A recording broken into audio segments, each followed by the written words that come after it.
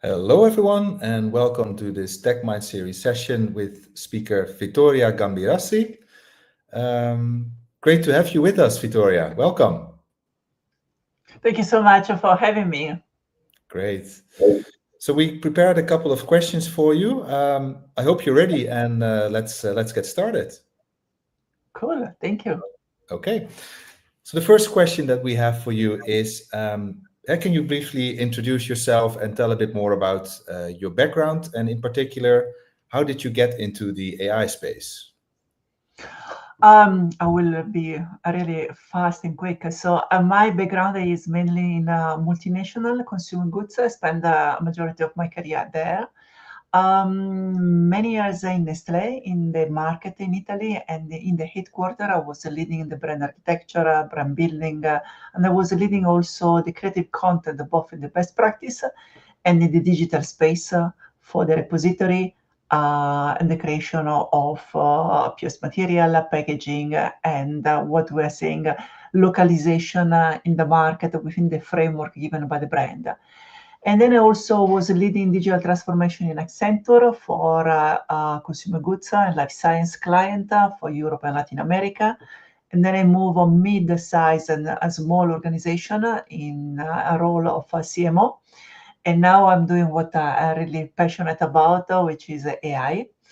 And so you said how I started to get into the space of AI. It's about passion. So I love design and art. So I started playing with Midjourney. When I started, the result, the outcomes were not so great as they are today. And it was difficult at the beginning. It was Discord using so it was not user friendly as it is today. And my son of 15 years old at the time was helping me to do it. But it's an amazing place to be today. Great. Well, thank you.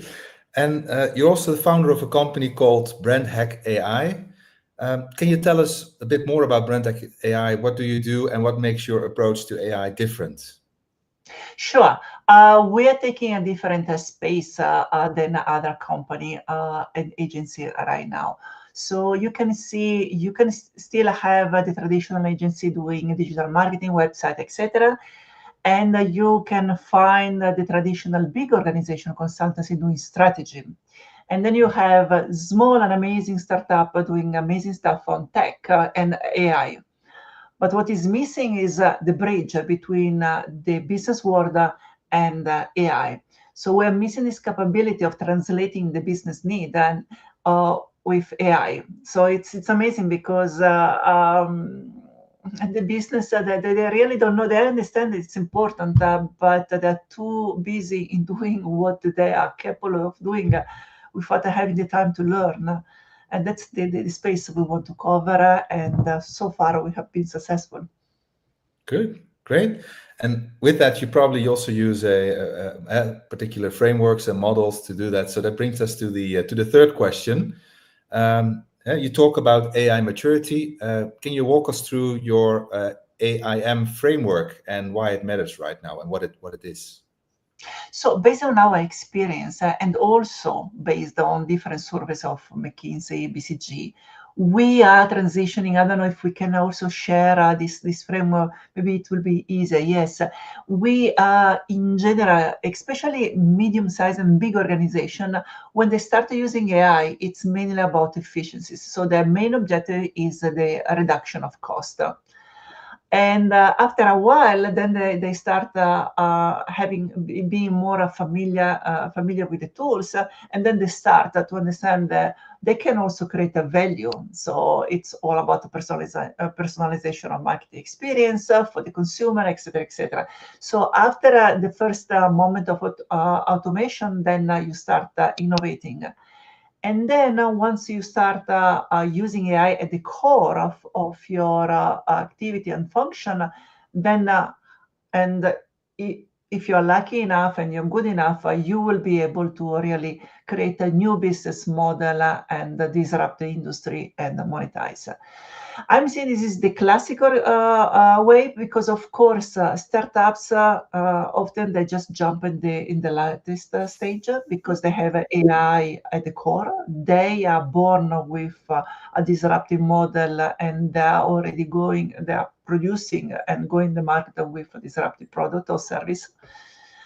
Coming back to the big organization in general, this path you are starting with training and learning, and then more you advance in this path, you will need to advance your capability, skills, and there will be need of an organization design for sure.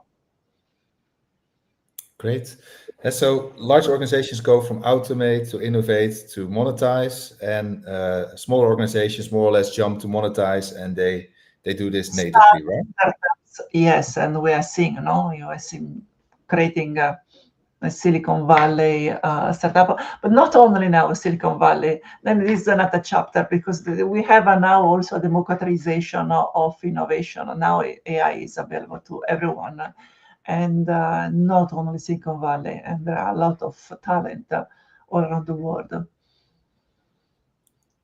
Great. Thank you for showing the framework and for your answer. So that brings me to another question. What are the biggest blockers for large companies trying to move up to this AI maturity curve? That's an amazing question. And I don't know if we can share also the report of BCG they have done recently in October. It's very similar to others, but that brings up the fact of we're talking about a lot of technology, algorithm.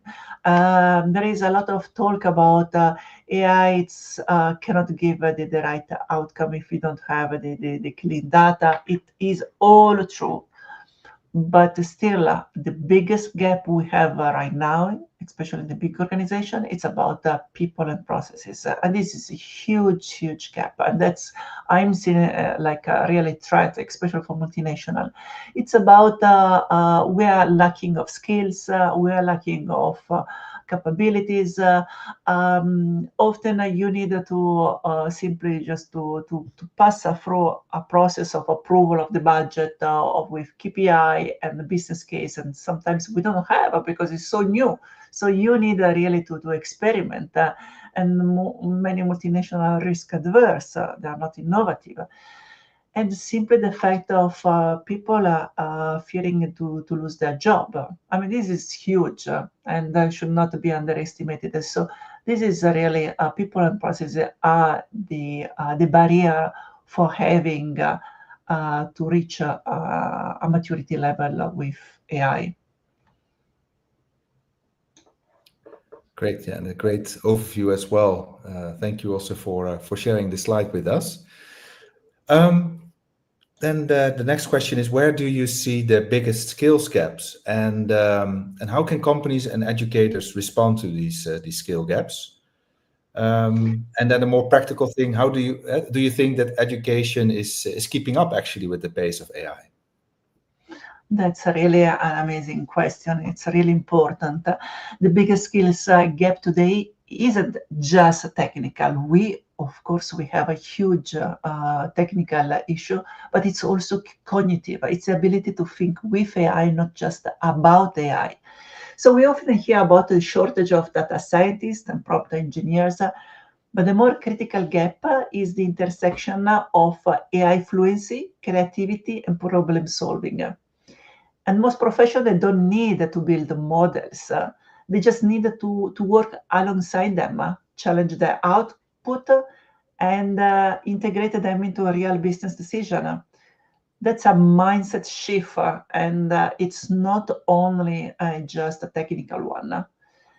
And we're seeing this with the client every day. So company may have tools, but if people aren't trained to ask the right question or understand the limitation of AI, the adoption fails.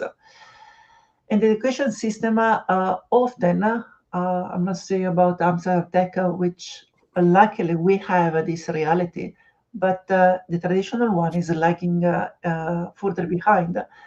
And that's why I don't know if you have heard the news. What China is doing is so significant. So starting from September of this year, 2025, they will require all the students to receive a structured AI education from basic concept in elementary school to innovation in high school. That's strategic. That's future focused. And that's the kind of national commitment that we need more of.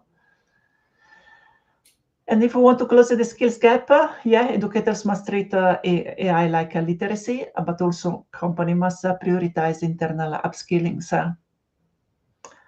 And because AI won't replace people, but people who use AI well will replace people who don't. That's an interesting take on things as well. Yeah, and related to education, I can also imagine that the same applies as what you mentioned with large companies. So larger educational institutions might struggle more than smaller, more agile organizations who are able to adapt and integrate this in their curriculum more rapidly than more traditional classical universities. Yeah. Great. Thank you again for your great elaborative answer. Then the next question we've written down is, what kind of talent is most in demand right now from your perspective?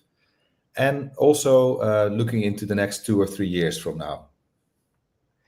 The most in-demand talent right now blends strategic thinking, business fluency, and AI literacy.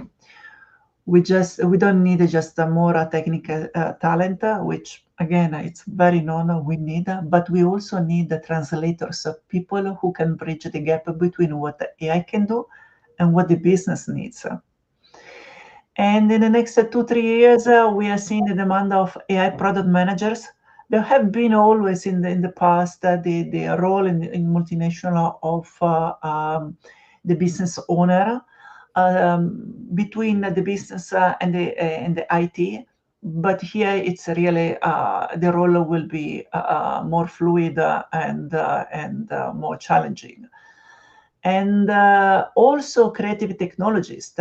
We are seeing how the creative in marketing side, all the creative content is huge transformation. So we'll need someone being able to orchestrate not only the tools, but also the creative integrity, ensuring brand consistency, and also the audience relevance.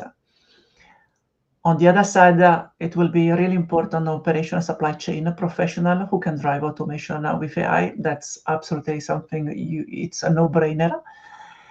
And a sort of change agents, because as we have discussed already, Stefan, the speed of change is so fast that you really need to keep the pace and to ensure the scale adoption. And to have a sort of vendor fluency as well, because we have so many vendors and you need to understand the technology out there. In any case, we are moving forward a world where every role will require some AI interaction. The true differentiator will be curiosity, adaptability, and experimentation. And we often say that the best talent isn't just fluent in AI, they're fluent in what it means for people, performance, and possibility. People, performance, possibility. Great. Yeah.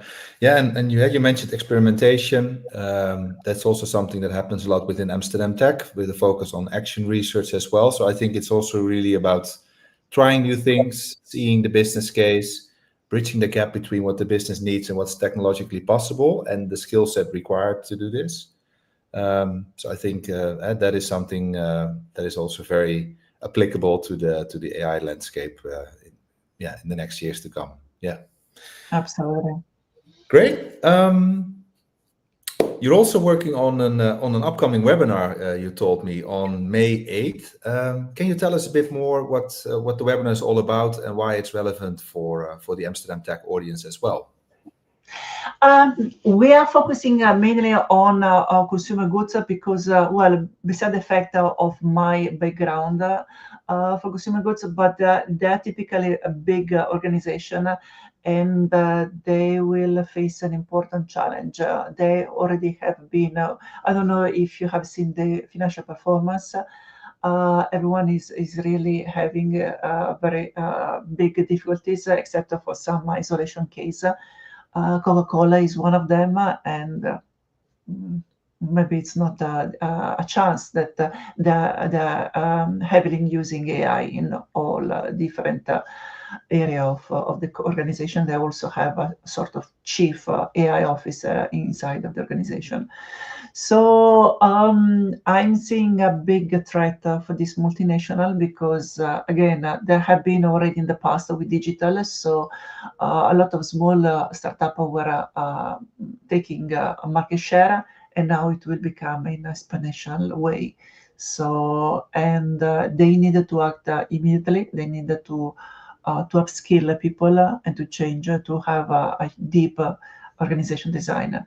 So yeah, I invite everyone to who is curious to understand. We are really pragmatic in our approach, so we wanted we will show a real case of other multinational how they're acting. There are some, of course, best in class example, and skills and humans will never be replaced because they will just be shaped in a different way. And we need, as a clever human being, to act and be proactive these changes and not just be passive. It has been always like this, no? It's just the pace is just faster. Yeah, it's about adaptability and agility, and that's also the topic of the webinar. You told me AI and agility, winning in the age of disruption. So I think a very great title as well. Yeah, that brings me already to the final question. That's more a future-oriented question, like what's up next for Brand Hack AI, and where can people follow your work and the things you're involved in? So what's next? It's really difficult to say because we are literally just trying to cope with the change. So we are, and if you want to follow the news, on the LinkedIn page of Brand Hacker, we're publishing every end of the week what the most important news we are sharing with our audience, and I'm also my LinkedIn profile. I'm publishing what I think it's relevant and often articles. Now I have a series this month about the content creation and the relation with the agency, because it's a huge. There will be a role again which will change how you orchestrate. It's more about the strategy. It's less about production. But again, we were talking before about the strategies being able to orchestrate a different technology, but being sure that you are following the right strategy.